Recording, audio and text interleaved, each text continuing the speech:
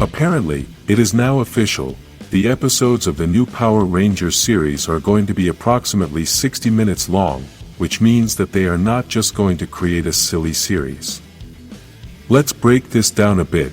First, let's find out where this information is coming from. The official producer of the new Power Rangers universe is Jonathan, but the one who is going to be the showrunner of the project is Jenny Klein. For those who don't understand what this position means, the showrunner is the person who directs the course of the project from conception to post-production, making sure to maintain the integrity of the project's vision during every part of the process. In simpler words, she is the person in charge of making the whole idea of the project come to life and making sure that everything is perfect.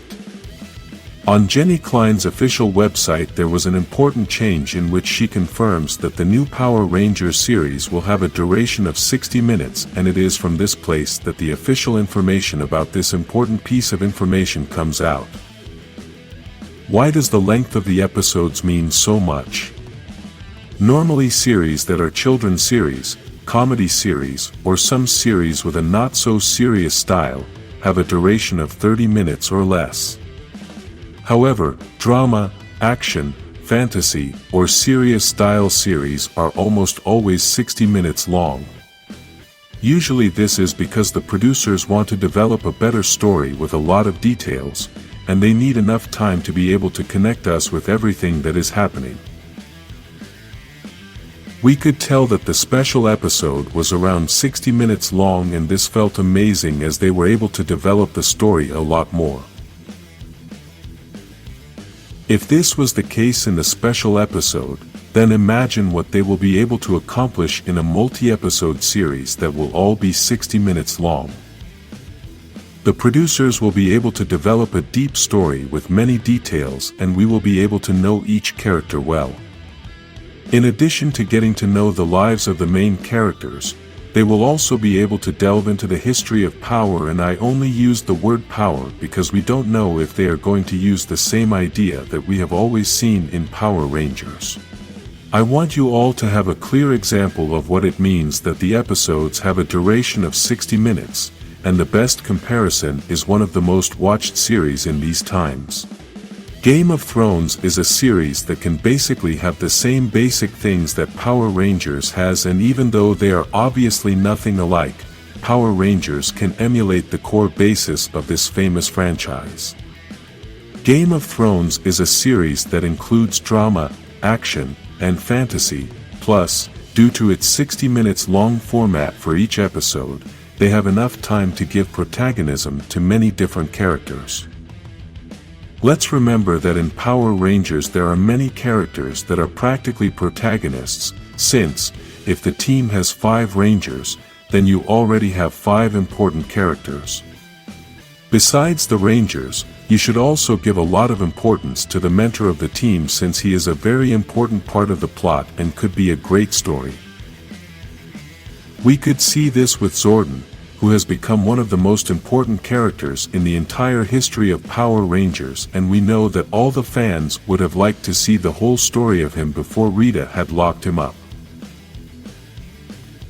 Another important character that deserves prominence in Power Rangers is the villain, and villains are always super important in all superhero productions. Both sides of the coin are equally important, and in superhero projects, the villains are just as important as the heroes. If you don't have a good villain in a story, then it's not going to matter if the superhero is amazing, because it's not going to be interesting to watch that battle. This was one of the things that held Power Rangers back a lot, because since it was a children's series, then they couldn't create very evil and powerful villains because it would scare the children's audience. In this new phase of Power Rangers, where the series is going to be created for a young adult audience, the producers will have all the freedom to be able to create really evil, scary, powerful, and dangerous villains. This will make the stories more entertaining because the Rangers will have to be really powerful to defeat the villains. In a story like this, It's not going to be enough for the Rangers to summon a super-powered sword and with one move defeat the monsters. All of this is what it means for the episodes to be 60 minutes long, as that's going to be enough time for them to delve into the villain's backstory and his plans to destroy the Rangers. It's also going to be enough time for them to delve into everything that the Rangers will have to do in order to defeat that villain, and this can include many things such as travel to other planets, dimensions, or time travel.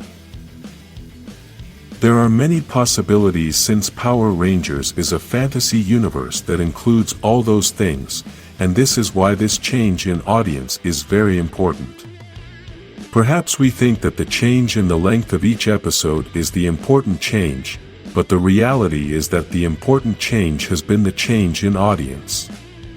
If the target audience for the new Power Rangers universe had been a children's audience, then they would not be able to have episodes with a length of 60 minutes, since we all know that projects for children's audiences cannot last that long.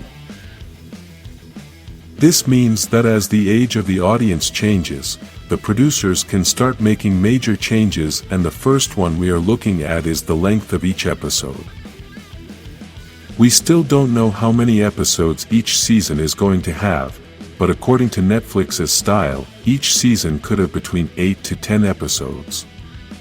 The Game of Thrones series has 10 episodes in each season, and although this series is not from Netflix, we understand that this number of episodes for each season is pretty standard. We must remember that the advantage that fantasy series have is that you can keep creating and expanding the universe with the power of the script.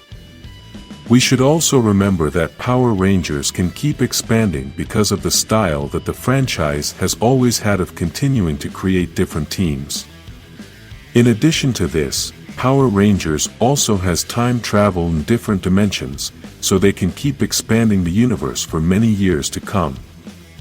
This means they could do many seasons of 10 episodes each with a length of 60 minutes per episode and still have plenty of material for the series to last 30 more years.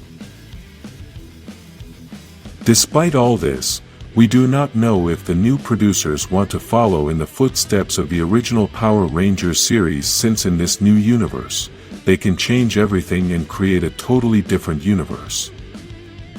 Perhaps in this new universe they seek to create something more realistic without having to enter the multiverse or time travel.